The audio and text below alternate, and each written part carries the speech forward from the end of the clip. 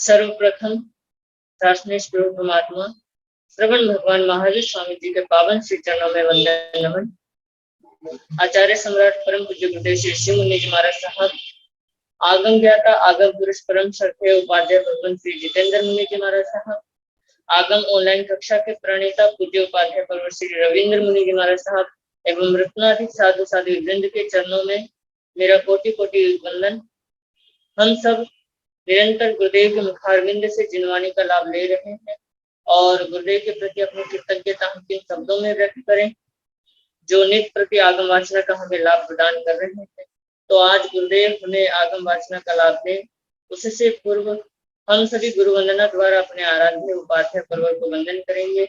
और आज गुरु वंदना का लाभ ले रहे हैं उपवर्तनी महासती श्री मंजुल ज्योति जी महाराज साहब आदि।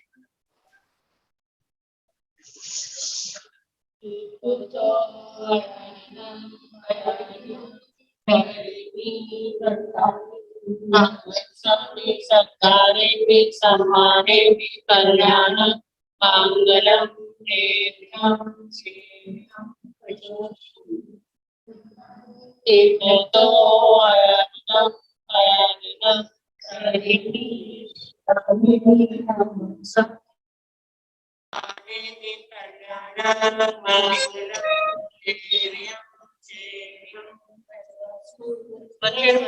सुख साता है गुरुदेव। हाँ जी, सुख साता है आप सबके।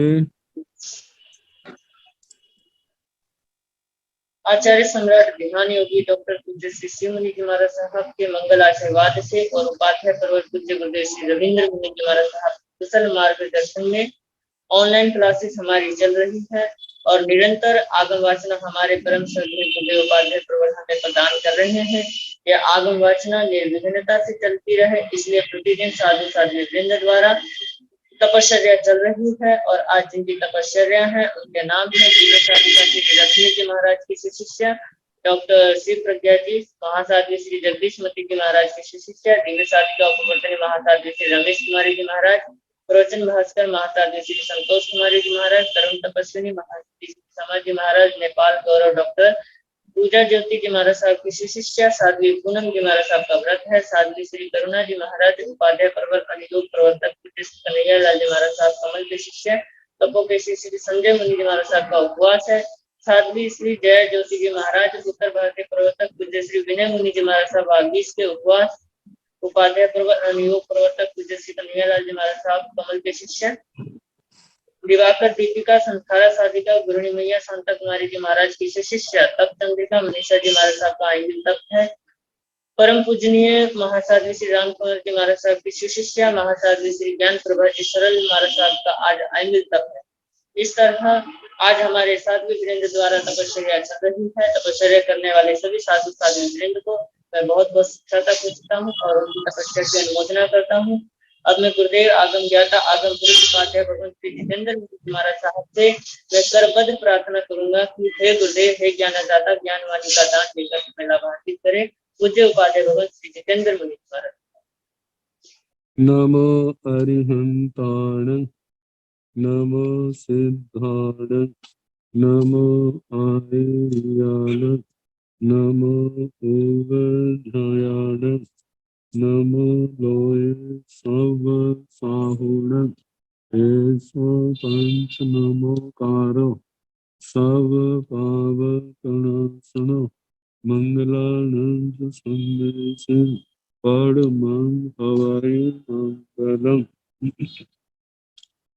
जिन शासन जिन वाणी सदा जयवंत हो, श्रवण संग सदा अविचल मंगल हो, मुक्ति को प्राप्त श्यामल भगवान महावीर स्वामी, उनकी परम पावन कल्याणी भागवती वाणी वाचक प्रमुख श्री इंदर भूति गौतम आदि गंधर्व भगवान युग प्रधानाचार्य परम पूज्य श्री सुधर्मा स्वामी जी महाराज, उनकी परम पावन पाठ परंपरा वर्तमान आचार्य ज्ञान योगी परम पूज्य श्री शिव मुनि जी महाराज एवं गुरुजन सबकी पावन चरण सरोजों में मेरा अनंत अनंत बार वंदना नमस्कार।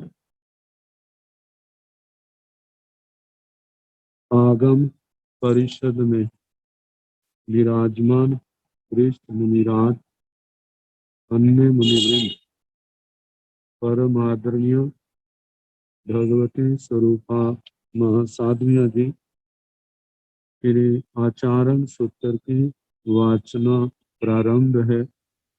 प्रथम स्कंध का चतुर्थ अध्ययन और उसका चौथा उद्देश्य सुनाया जा रहा है।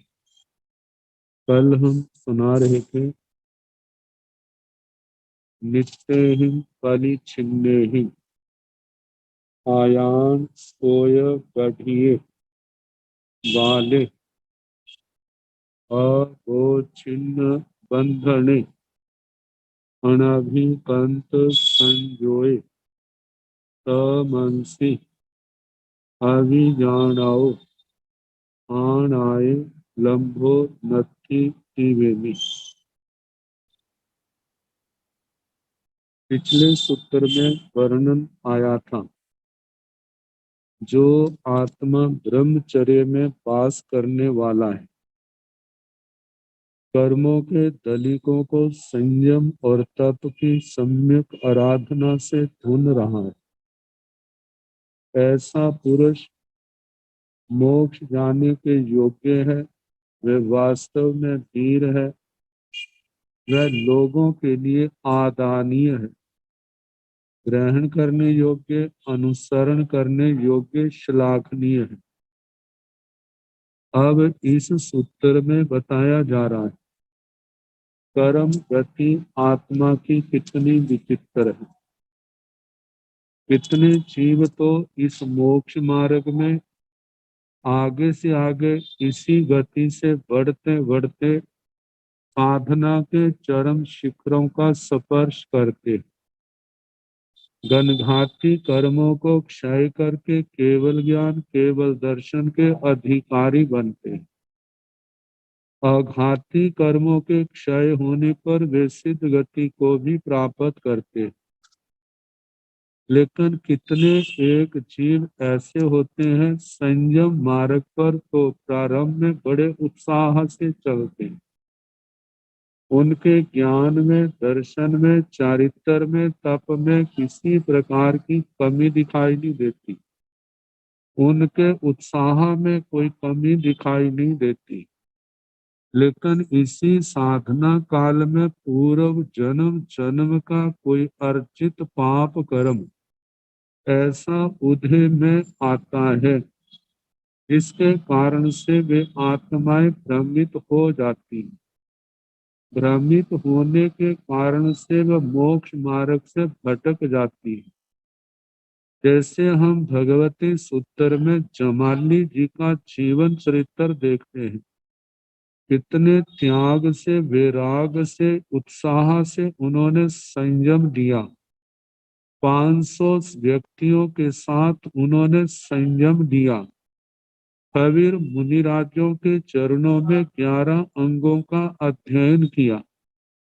लेकिन मिथ्यात्व के उदय से जब उनका मिथ्यात्व, प्रगाढ़ मिथ्यात्व का उदय आया, तो वे ही भगवान का प्रतिद्वंदी बन गया, भगवान के मार्ग से भटक गया। निंदकों की कथाएं जो है इसी बात को हमारे सामने रखती हैं कि जिन आत्माओं के कोई जन्म जन्म का ऐसा प्रगाढ़ कर्म उदय में आता है तो उस समय उनकी कैसी दयनीय दशा बन जाती है। तो कहा जाता है इन बातों को सामने रख करके आत्मा को प्रमाद छोड़ करके साधना के मार्ग पर निरंतर गतिशील रहना चाहिए। मानो हम पूर्ण उत्साह से हम बढ़ते भी जाते हैं, किसी कर्म के उदय से आत्मा भटक जाए, लेकिन जब उस कर्म का रस का प्रभाव क्षीण प्राय हो जाएगा तब ये आत्मा पुनः इसी सन्मार्ग पर आ जाएगी। जैसे हम नंदन मनियार का जीवन सुनते हैं, कैसे वो मोह के कारण से भटका, लेकिन पुनः जब सूक्ष्म जागृत हुआ तो पुनः मेंढक के भव में भी उसने प्रतिबोध पाया और उस त्रियंच गति को पार कर गया। ऐसे सूत्रों में भी ऐसा वर्णन आता है जिसको एक बार सम्यक्त्व का भी स्पर्श हो जाता है तो वह भी समय आने पर इस संसार को तरने का अधिकारी होता है। वह शुक्ल कृष्ण पक्ष से शुक्ल पक्षी बन गया और अपरित संसारी से वह परित बन गया है, लेकिन मोक्षाभिमुख जो आत्म कल्याण को जल्दी करना चाहता है, ऐसे जीवों को ही सावधान करते हुए कहा कि इन कर्मों के ऊपर भरोसा नहीं करना। तो जब ये कर्म उदय में आते हैं तो आत्मा की कैसी दशा हो जाती है, इसी बात को प्रकट करते हुए इस उत्तर में पहले शब्द जो बताए जा रहे हैं, नित्य ही पली छिन्न ही आयान सोए गढ़िए। पहले कहा है नित्य ही पली छिन्न ही, नेत्रों के परिचिन्न होने पर, मतलब जब किसी की आंखें काम करना बंद कर देती हैं, इन आंखों से दिखाई नहीं देता, जहां तो केवल नेत्र की बात आई प्रधानता के कारण से, लेकिन शेष सभी इंद्रियों का ग्रहण करना, मतलब जब ये इंद्रियां अपने विषयों को ग्रहण करने में असमर्थ हो जाती हैं और इन इंद्रियों से भी ज्यादा यदि जहां पर देखा जाए तो जहां पर अधिकार है कि भाव से विचारणा शक्ति जब आत्मा की विलुप्त हो जाती है, अंदर की जो भाव इंद्रियां है, जहाँ हम कह सकते हैं जब मोह का उदय आया तो हमारी विचार शक्ति जो सम्यक्त्व की रोशनी थी, सम्यक्त्व की ज्योति थी, वह बुझ गई और उसके बुझने के पश्चात जब आत्मा की श्रद्धा ही खत्म हो गई भगवान के प्रति, भगवान के वचनों के प्रति, इस सन्मार्ग मोक्ष मार्ग के प्रति, फिर उसका ध्यान तप त्याग की ओर इतना नहीं रहता, वह आत्मा भटक जाता है इंद्रियों के विषयों की और उसका आकर्षण बढ़ जाता है। तो उस आकर्षण के बढ़ने के कारण से आत्मा की क्या दशा होती है, तो बताया है नित्य ही परिचिन्न ही, नेत्रों के परिचिन्न हो जाने पर, इनके काम नहीं करने पर, मतलब अंदर की शक्ति जो है, सम्यक्त्व की शक्ति खत्म होने पर, आयान सोए गढ़िए। आयान का मतलब आदान, आदान का जहां पर प्रसंगानुसार, पहले तो आदान का अर्थ चारित्र भी किया गया है, आदान का अर्थ प्रसंगानुसार कर्म भी है। तो जहां पर भी आदान का मतलब है आदीयते स्वीक्रियते अनेनिति, आदानम मतलब के आत्मा के द्वारा ग्रहण किया जाता है, जो ग्रहण किया जाता है वह क्या है, आदान। आदान जो है कर्म, कर्म का मतलब संसार के जो बीज हैं, जन्म मरण के जो मूल कारण है, वे कर्म, और उनके कर्म का स्रोत क्या है, आयान सोय। आयान सोय, सोय का मतलब स्रोत, स्रोत का स्रोत जो है दो प्रकार के हैं, कहा जाता है स्रोत कर्म आने के मार्ग जो है। तो एक तो कहा है कि ये कर्मों के स्रोत क्या है, इंद्रियों के विषय है, कषाय है, और दूसरा कहा है कि मिथ्यात्व अविरति प्रमाद कषाय योग, योगों में शुभ योगों से जहाँ पुण्य का आगमन होता है वहां पर अशुभ योगों से पाप का आगमन होता है। तो आगमन जो है जो आश्रव है, तो कहा जो कर्मों के जो स्रोत हैं आश्रव है, मतलब आने के मार्ग है, इनमें गढ़िए, गढ़िए का मतलब गृध है, इनमें ग्रथित है, ग्रथित का मतलब उनसे बंधा हुआ है, इन आश्रव द्वारों के अंदर वह उलझ गया है। ऐसा जो बाले, बाल का मतलब अज्ञानी, मोह के उदय होने से सम्यक ज्ञान का दीपक बुझ गया है। अब मिथ्यात्व का अंधेरा होने के कारण से वे आत्मा राग द्वेष मोह से प्रभावित हो गया है। राग द्वेष मोह विकार मतलब वासनाएं हैं, इनसे अभिभूत इनसे प्रभावित होने के कारण से वह आत्मा बाल बना। कहाँ पंडित था, कहाँ ज्ञानी था, कहाँ वीर था, ये शब्द। लेकिन आज उन मोह के प्रभाव के कारण से उस आत्मा की दशा बालों वाली बन गई, बाल बच्चे जैसी अज्ञानियों वाली बन गई है। अवोच्छिन्न बंधने, कहा कि जिनके अभी बंधनों का विच्छेद नहीं हुआ है, जिनके बंधन कर्मों के बंधन अभी टूटे नहीं है।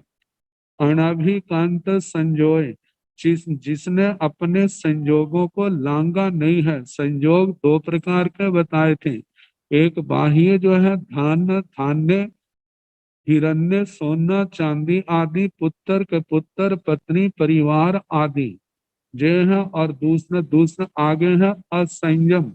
असंयम का संयोग भाव मतलब विकृतियां कषाय विकार आदि, इनका संयोग, इनके संयोग को अनभिकांत, अनभिक्रांत मतलब लांगा नहीं है। इस संयोग इन संयोगों के अंदर द्रव्य भाव संयोगों के अंदर उलझा हुआ है। तमंसी अभिजानव, तमंसी मतलब मोह, मोह रूप अंधकार में फंसा हुआ। अभिजानव, अभिजानव का मतलब सम्यक ज्ञान से जो रहित है, जिनको भगवान की वाणी का मानो पहले बोध नहीं है, यदि बोध है तो उनके प्रति अब आस्था विश्वास रुचि नहीं रही। इसलिए कहा जो नहीं जानता है, तो ऐसी आत्मा को आनाय लंबो नथी, ऐसी आत्मा को वीतराग भगवान की आज्ञा का लाभ नहीं होता थी। वहमी आचार्य श्री सुधर्म स्वामी जी फरमाते हैं, हे आर्य जम्बू, ऐसा मैंने भगवान से सुना है कि जो आत्मा ऐसे मोह से ग्रस्त हो जाता है, जिसकी विवेक की आंखें बंद हो जाती हैं और संसार के कर्मों के बंधन से बंध रहा है, आश्रम द्वारों में जो फंसा हुआ है, संसार के संजोगों में उलझा हुआ है, मोह से प्रभावित है, ऐसे भारी कर्मी जीवों को, जिनका प्रबल उदय मोनि कर्म का, दूसरे कर्मों का उदय आया है, ऐसे आत्माओं को भगवान की वाणी का जो लाभ है वह नहीं होता। अब इसके आगे कहा है, कहते हैं ऐसी आत्माएं जिनको ना पहले बोध हुआ ना आगे होगा, तो उनके लिए कहा जाता है वर्तमान में कहां से होगा। तो इसी को बात को कहा जा रहा है जस नथी पूरा, जस नथी पूरा पच्छा मध्य तस कुओ सिया, देहु पन्नाण मनते बुद्धे आरंभोवरय, तम मेयंति पासह जैन बंधं बहं घोरं परियावं च, दारुणं फलिछिन्द्य बाहिर्गं च सोयं निकम्मदंसि इह मच्येहि कम्माणं सफलं दट्ठोन तो निचाई बेयबी। कहा है जस नथी पूरा, जस जिस आत्मा के, किस आत्मा के जो कर्मों के ग्रहण करने में आसव द्वारों में जो गृद्ध है, जो बाल है, अज्ञानी है, जिसके अभी कर्मों के बंधन टूटे नहीं, मतलब प्रगाढ़ कर्मों का उदय है, प्रपारी कर्मी है, जिसने अभी संजोगों को नहीं छोड़ा, जो अज्ञान रूपी मोह के अंधकार में वर्तमान है, ऐसे जीव को नथी पूरा, जब तक ऐसे प्रगाढ़ कर्मों का उदय है तो उसको अतीत काल में भी बोध की प्राप्ति नहीं, सम्यक्तों की प्राप्ति नहीं होती। पच्छा भविष्य काल में भी ऐसे जीवों को सम्यक्तों की प्राप्ति नहीं होती। तो कहा जिनको पहले सम्यक्तों की प्राप्ति नहीं हुई और आगे भी प्राप्ति होने वाली नहीं है, मध्य तस्य कुओसिया, मध्य जो है वर्तमान काल का समय, वर्तमान में उसको बुद्धि का लाभ कहाँ से होगा? पहले हुआ नहीं, आगे होगा नहीं, तो इसका मतलब उसको वर्तमान में भी नहीं होगा। और दूसरी बात कही है, जिस आत्मा को पहले भोगों की इच्छा नहीं थी, आगे नहीं होगी, तो इसका मतलब उसको वर्तमान में भी नहीं है। जिसके पहले भी कर्म हल्के थे, मतलब धर्म के मोक्ष के मार्ग पर चल रहे हैं, आराधक हैं, पहले कर्म हल्के थे, आगे हल्के हैं, तो कहते हैं वर्तमान में वो भारी कर्मी कैसे होगा, उसको भोगों की चाहना कहाँ से होगी?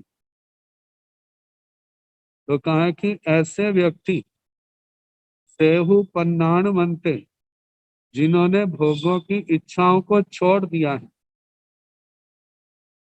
पन्नाण बनते प्रज्ञावान, बुद्धिमान, तत्वज्ञ, जिनका मौनी कर्म अत्यंत हल्का पड़ गया है। बुद्ध तत्वज्ञ, तत्वों के ज्ञाता। जहां बुद्ध शब्द से सम्यक दृष्टि ज्ञान से जहां पर जानकारी दिया है, तो बुद्ध से हम सम्यक्तों को ग्रहण कर सकते हैं। बुद्ध आरंभो वरय, आरंभो वरय का आरंभ से उपरत है, जिन्होंने आरंभ समारंभ छोड़ दिया है। आरंभ समारंभ छोड़ने का मतलब 18 के 18 पापों से रहित हो गए। और इन तीनों शब्दों को हम ध्यान से देखें, पन्नाण मनते बुद्ध आरंभो वरय, पन्नाण मनते से सम्यक ज्ञानी, मतलब सम्यक ज्ञान वाला, बुद्ध मतलब सम्यक दर्शन वाला, आरंभो वरय का मतलब सम्यक चारित्र वाला जो जीव है। कहा जे जो उसने आरंभ आदि पाप कर्मों का त्याग किया है, सम्यमेयंति, कहा जे सम्यमेयंति, जे सम्यक है, ये आत्मा के लिए कल्याणकारी है। इति पासह, ऐसा देखो, ये आयुष्मान शिष्य आप इसके संबंध में ऐसा देखो, जो उस आत्मा ने ज्ञान प्राप्त किया है, अपनी सम्यक्तों को शुद्ध किया है, अपने चारित्र को स्वीकार किया है, जो सम्यक है। कहा क्यों सम्यक है? क्योंकि जो आरंभ आदि से मुक्त होना जो सम्यक्त्व का हेतु है। क्योंकि देखते हैं जो एक बार भी हृदय से इन पाप कर्मों को छोड़ता है, तो इससे सम्यक्त्व के बीजों की तैयारी होती है। क्योंकि जिस समय आत्मा आरंभ आदि से मुक्त होगा, तो जितना पापों से मुक्त होगा, उतना नए पाप कर्मों का बंध रुकेगा। जब रुकेगा तो पूर्व के भोगे क्षीण होंगे, कमजोर होंगे, आगे के लिए नए कर्म होंगे नहीं। तो ये जो परिस्थिति है, जिस सम्यक्तों की है, ऐसी व्यवस्था, ऐसे आत्मा बढ़ता रहा, मानो आज सम्यक तो नहीं भी है, तो आने वाले समय में उसके अंदर सम्यक तो पैदा होगा। जब सम्यक तो पैदा होगा, तो उसका रास्ता आगे भी बढ़ेगा। तो कहा ये सब कुछ जो है, ज्ञान दर्शन चारित्र, ये सब कुछ सम्यक है, ऐसा देखो। आगे कहा है कि चेण बंधम बहम घोरम पर्यावं च दारुणं पालिचिन्य बाहिर्गं च सोयं।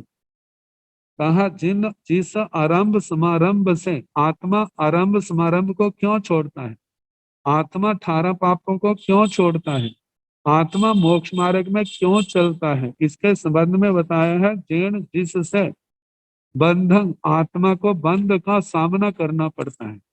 जहाँ कर्मों का बंध होता है, वहां पर संसार में बद्ध बंधन भी सहने पड़ते हैं। बह का मतलब बद्ध,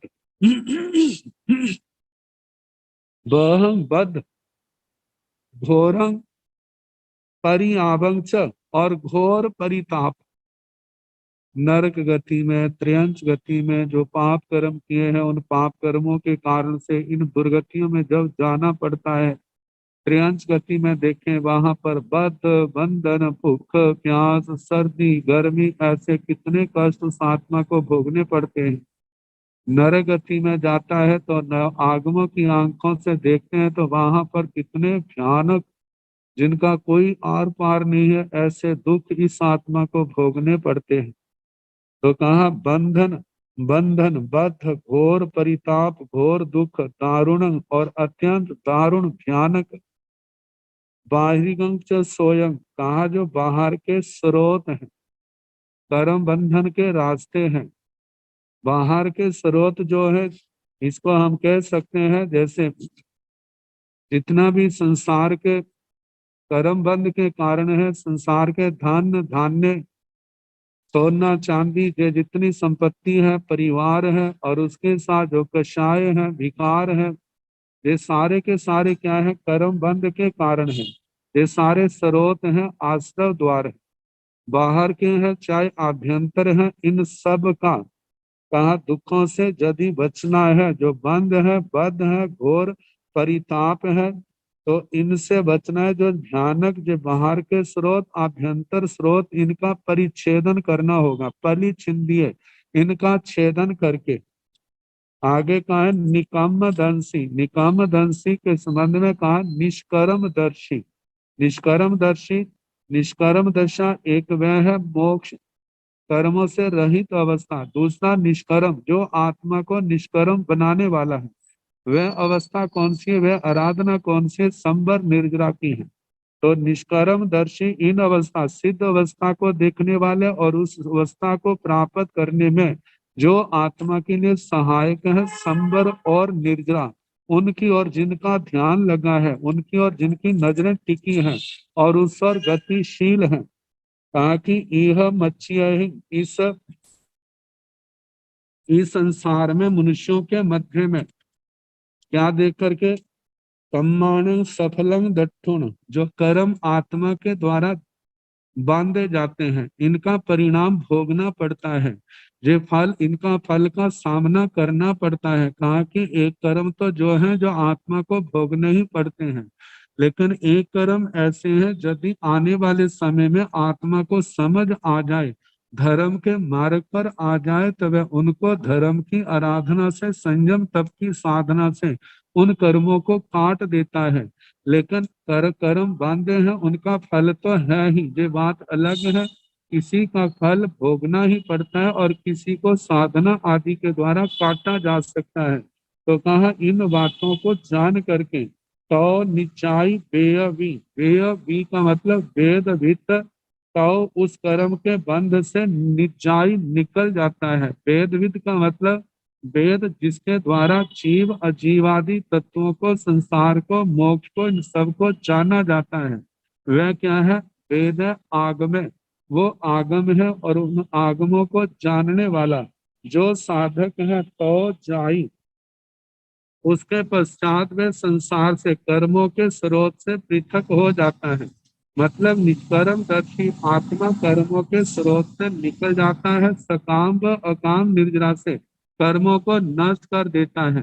कितने कर्म तो ऐसे हैं बड़े ज्ञान पूर्वक काटता है, लेकिन कई बार ऐसा होता है जीवन में उपद्रव आता है, कर्म उदय में आ जाते हैं, अंदर सहने की शक्ति नहीं होती है, लेकिन वहां पर भी बिना इच्छा के उन कष्टों को सहता है, और सहने के कारण से कर्म तो नष्ट होते हैं। ये ठीक है कि उतने जितने सकाम निर्जरा के द्वारा उनके कर्म क्षय होते हैं, इतने अकाम निर्जरा से कम होते हैं, लेकिन कर्म क्षय तो होते हैं। तो इस प्रकार ये संसार, ये आत्मा जो है कर्मों के बंध से मुक्त हो जाता है। आगे बताया है जे खलु भो वीरा ते समिया ताहिया तया जया संघड़ दंसिनो आवरया आहा तहं लोयं उबेह माना पाइणं पड़ीणं दाहिणं उइणं इय सच्चंसी परिचय चिट्ठंसु साहि सामो नाणं वीराणं समयाणं सहियाणं सया जयाणं संघड़ दंसीणं आवरयाणं अहातहं लोयं समुवेह माणाणं किमत्थि उवाहि पासगस न बिचाई नत्थि की वेमी।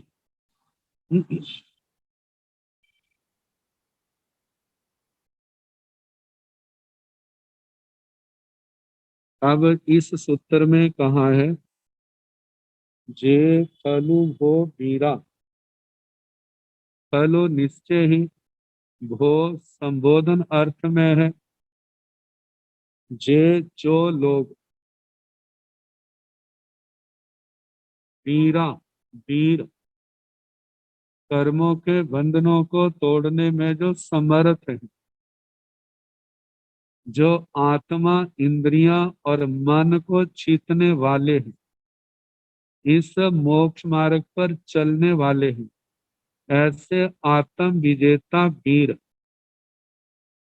वे कैसे हैं? समिया, समिया का मतलब समिता समित, जो पांचों समितियों से संपन्न है, युक्त है।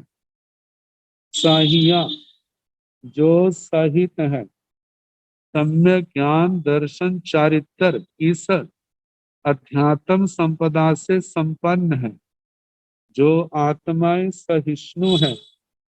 तया जया, जो सदा यत्नशील है। संघड़ दंसिणो, संघड़ दंसिणो निरंतर देखने वाले। निरंतर देखने वाले किसको देखने वाले? शुभ और अशुभ को।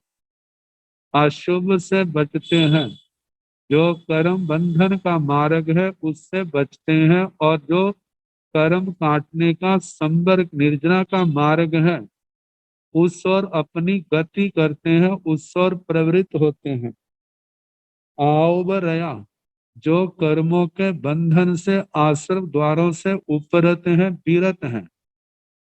आहातहं लोयं उवेह माना, लोयं लोक को आहातहं यथार्थ रूप से उवेह माना, संसार के अंदर रहते हैं। कितनी दशाएं संसार की आत्मा के सामने आती हैं, ये सारी की सारी दशाएं जो है आखिर आत्मा के द्वारा किए गए कर्मों के कारण से ही।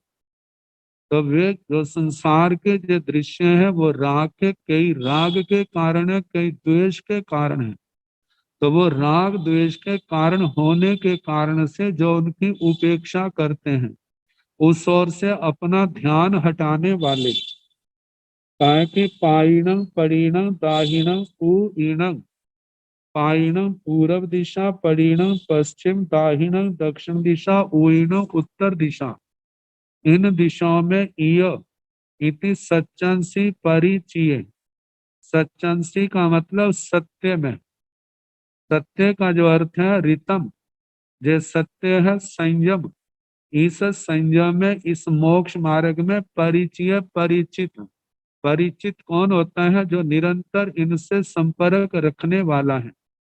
कहा? इनमें जो स्थिर है। तो जहां पर कहा कि परिचय चिट्ठंसु, इस सत्य में अतीत काल में कितने आत्मा, अनंता अनंत आत्माएं इस सत्य के मार्ग में, इस मोक्ष मार्ग में स्थित थी, और वर्तमान में 15 कर्म भूमिया उनके अंदर संख्यात जीव इस मोक्ष मार्ग में स्थित है। तो इस मोक्ष मार्ग में स्थित जो है, वर्तमान को देखते हैं तो 2000 करोड़ इतने साधु साधियां मनुष्य लोक में तो है। 24वीं में जो पाठ पढ़ा जाता है 20 बीहरमान है, 2 करोड़ केवली है, और ऐसे 2000 करोड़ जो है साधु साधवियां हैं। कितने हैं जो इस संयम के अंदर स्थित हैं, ज्ञान दर्शन चारित्र तप की आराधना कर रहे हैं वर्तमान में, और भविष्य काल में अनंत अनंत जीव इस मार्ग पर आएंगे। और इस मार्ग पर चल करके संसार को सीमित करते हुए इस संसार को लांघेंगे।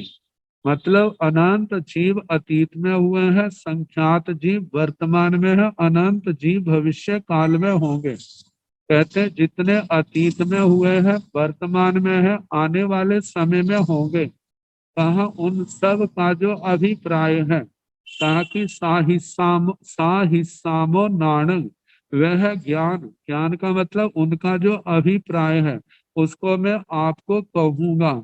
क्या वह अभिप्राय क्या है? वीराण समयाण सहियाण सया जयाण संघड़ दंसीण आवरयाण आहतहं लोयं समुवेह माणाण किमथि उवाही पासगस न विजाई नथि तिवेमी। ताकि सत्य ऐसे वीराण जो वीर हैं, मोक्ष मार्ग के पथिक हैं, कहा जिनका जो आत्म विजेता संयम निष्ठ पांचों इंद्रियों को, मन को, आत्मा को असंयम के मार्ग से हटाकर संयम के मार्ग में, धर्म के मार्ग में लगाने वाले हैं। ऐसे वीर समियान जो समितियों से संपन्न है, सहियान जो ज्ञान दर्शन चारित्र से संपन्न है, सया जयान जो सदा यत्नशील है, संघड़ दंसीण जो निरंतर, जिनकी दृष्टि जो है मोक्ष के ऊपर संबर निर्जरा के मार्ग पर लगी हुई है और निरंतर उसी ओर जिनका ध्यान है, आवरयाण जो आवरयाण जिनकी आत्मा पापों से निवृत्त हो गई है, जिन्होंने पाप कर्मों का त्याग कर दिया है। आहतः लोयं समुवेह माणान, यथार्थ रूप से जैसा लोक का स्वरूप है वैसा ही इस लोक को देख करके इसका विचार करने वाले, आखिर जितना जीवन में इस लोक में उतार चढ़ाव कितनी परिस्थितियां आती है, उनके संबंध में विचार करने वाले कि जीव कैसे कर्म करता है और समय आने पर कैसे उसको उन कर्मों के परिणाम का सामना करना पड़ता है, तो उन सब ओर से उनकी उपेक्षा करते हुए किमथि उबाही कहा जाता है। ऐसे ज्ञानियों के, ऐसे जो सर्वज्ञ सर्वदर्शी भगवान है, क्या उनके कोई उपाधि है? उपाधि का मतलब कर्म जनित विशेषण। कर्म जनित विशेषण क्या है? जैसे नाम कर्म के कारण से कोई नारकी है, कोई त्रयंच है, कोई मनुष्य है, कोई देवता है, कोई स्त्री है, कोई पुरुष है, कोई नपुंसक है, कोई एक इंद्रिय जीव है, कोई दो इंद्रिय जीव है, कोई तीन इंद्रिय जीव है, कोई चार इंद्रिय, कोई पंच इंद्रिय जीव है। ऐसे संसार में कितनी उपाधियां हैं, ये तो नाम कर्म के कारण से है। ज्ञानावरणी कर्म के कारण से कोई डल दिमाग वाला है, किसी का कुछ कम दिमाग है, किसी उससे विकसित है। जितना जितना क्षोभक्षम है उसके अनुसार वो ज्ञान को प्राप्त करने वाला है। ऐसे दर्शनावरणी कर्म के कारण से, वेदनीय कर्म के कारण से कोई सुखी है, कोई दुखी है। ऐसे मोहनी कर्म के कारण से कोई क्रोध के स्वभाव वाला, कोई मान माया लोभ के स्वभाव वाला, हास्य रति रति भय जुगुप्सा आदि इन भेदों के कारण से वह आत्मा क्या है, उन्हीं विशेषताओं वाला बन जाता है। मिथ्या दृष्टि के मिथ्यात्व के कारण, सम्मिश्र दृष्टि के कारण, सम्यक्त्व के कारण से भी कितनी उपाधियां इस आत्मा के साथ लगी हुई हैं। तो कहा है कि ऐसे आयु कर्म, नाम कर्म, गोत्र कर्म, अंतराय कर्म। तो कहा कि जो सर्वज्ञ सर्वदर्शी है, इस मार्ग पर चलने वाले हैं, क्या उनके कोई उपाधि है कर्म जन्य? कहा जाता है कि जो एक जीव वे हैं जो संसार से मुक्त हो गए हैं, उनसे उनके तो वो तो पूर्ण रूप से उपाधि से मुक्त है। लेकिन जो सर्वज्ञ सर्वदर्शी भगवान है, उनके केवल नाम मात्र की उपाधि और घाती कर्मों की रह गई है, बाकी सब नष्ट हो गई है। और जो दूसरे शतमस्त जीव है, उनके संबंध में कहा जाता है, जब वो इस मार्ग पर निरंतर आगे से आगे बढ़ते जा रहे हैं, तो आने वाले समय में वर्तमान में कितनी उपाधियों से मुक्त हो गए हैं और आने वाले समय में समस्त उपाधियों से मुक्त हो जाएंगे। तो जहाँ प्रश्न के रूप में पूछा है क्या ऐसी आत्माओं के कोई कर्म जन्य उपाधि होती है, कहा कि पासगस न विचयी, मतलब कि जो पासक, पासक का मतलब सर्वज्ञ सर्वदर्शी भगवान है, उनके कोई उपाधि नहीं है। नथी थी वेमी, मतलब उनके कोई उपाधि नहीं है। आचार्य श्री सुधर्मा स्वामी जी महाराज फरमाते हैं, इस उद्देश्य का जो अर्थ मैंने भगवान से सुना वह मैंने आपको सुनाया। तो इस प्रकार जो चौथा अध्ययन सम्यक्त्व ये समाप्त हुआ। अब इसके आगे पांचवा अध्ययन है जिसका नाम है लोक सार। तो इसके संबंध में कहा है, चौथे अध्ययन में सम्यक्त्व का विवेचन किया गया। सम्यक्त्व का वर्णन, संसार के अंदर सम्यक चीज क्या है जिसका आलंबन लेकर के आत्मा संसार को तर जाता है।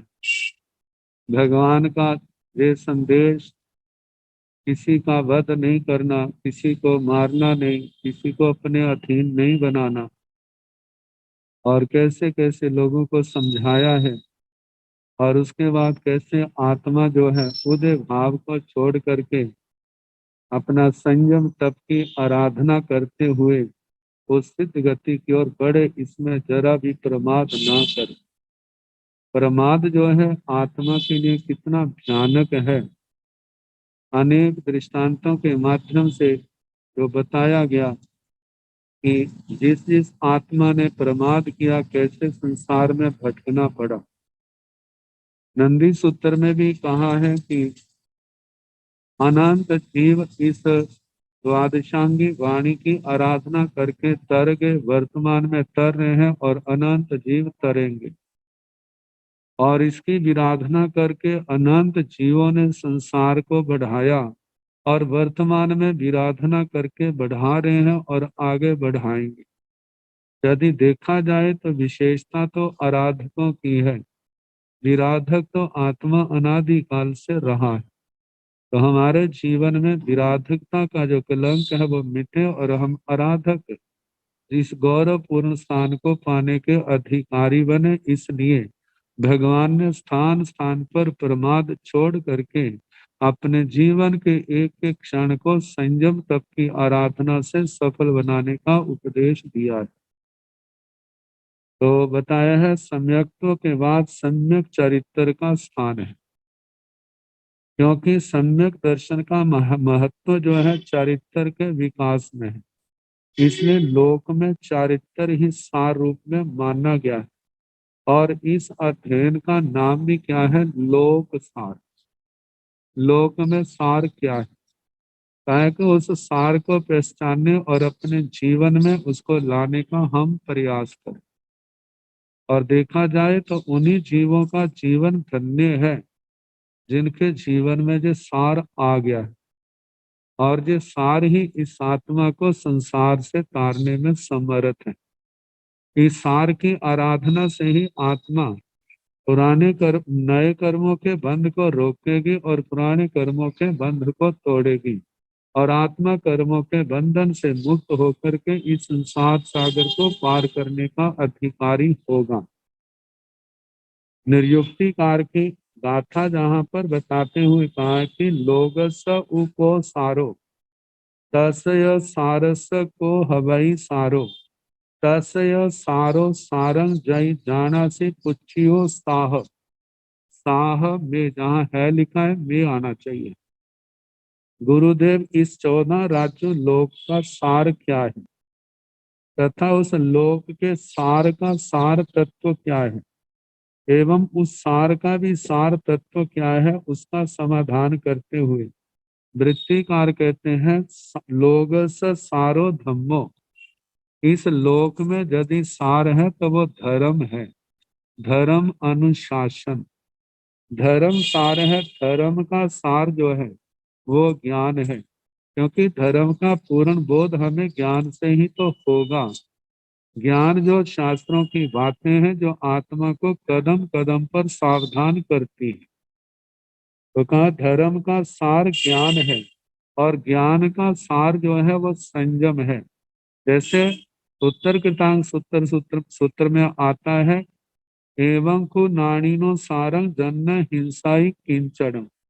ज्ञानी होने का सार इसमें है कि वह किसी की हिंसा नहीं करता, और अहिंसा का सिद्धांत भी यही इसी में समा जाता है कि जहां तक मतलब कि ज्ञान है और उसका हम आचरण करें। तो कहा कि लोक का सार धर्म है, धर्म का सार ज्ञान है, ज्ञान का सार संयम है, और संयम का सार जो है वह निर्वाण मोक्ष है। निष्कर्ष यह रहा कि लोक का सार संयम है, और संयम साधना से मुक्ति प्राप्त होती है। संयम साधना के अभाव में कोई भी व्यक्ति मोक्ष को नहीं पा सकता। मतलब ये मोक्ष जो है ये किसी की कृपा का प्रसाद नहीं है। ये मोक्ष जो है अपने ही, जब गुरुओं के चरणों में रह करके भगवान की वाणी को सुनेंगे, उस पर श्रद्धा करेंगे, उसको जानेंगे, उसका आचरण करेंगे, और तपस्या के द्वारा कर्मों को जब काट लेंगे तभी आत्मा को मोक्ष संभव है, अन्यथा नहीं। तो कहा जाता है, अतः सूत्रकार असंयमी असाधु जीवन किसका होता है, अर्थात मुनित्व का अभाव किस में है। इन्हीं बातों को स्पष्ट करते हुए सूत्र कहते हैं, करते हुए कहा है, आवंती कियावंती लोयंसी विपरा मुसंती अट्ठाय अनट्ठाय एसु च विपरा मुसंती। गुरु से कामा कौ से मारंते, जौ से मारंते तौ से दूरे, नेव से अंतो नेव दूरे। ये सूत्र है, इसका अर्थ कल जैसे समय होगा कराने का प्रयास किया जाएगा। नमो अरिहंताण, नमो सिद्धाण, आयर्याण, नमो उगनायाण, नमो लोये सब साहुण ऐसो पंच नमोकारो, सब पाव पणसुनो मंगलानंत सम्मे सिंह पाड़मंग हवाई मंगलम। श्री चतारी मंगलम, हरिहंता मंगलम, सिद्धा मंगलम, साहु मंगलम, केवली मनतो धम्मो मंगलम। चतारी लोकतमारी हंता लोकतमा, सिद्धा लोकतमा, साहु लोकतमा, केवली मनतो धम्मो लोकतमो। चतारी शरणं भवज्जामि, हरिहन्ते शरणं भवज्जामि, सिद्धे शरणं भवज्जामि, साहु शरणं भवज्जामि, केवली मनतं धम्मं शरणं भवज्जामि। चार चरण सुख करने, दुख करने, मंगल करने, और करने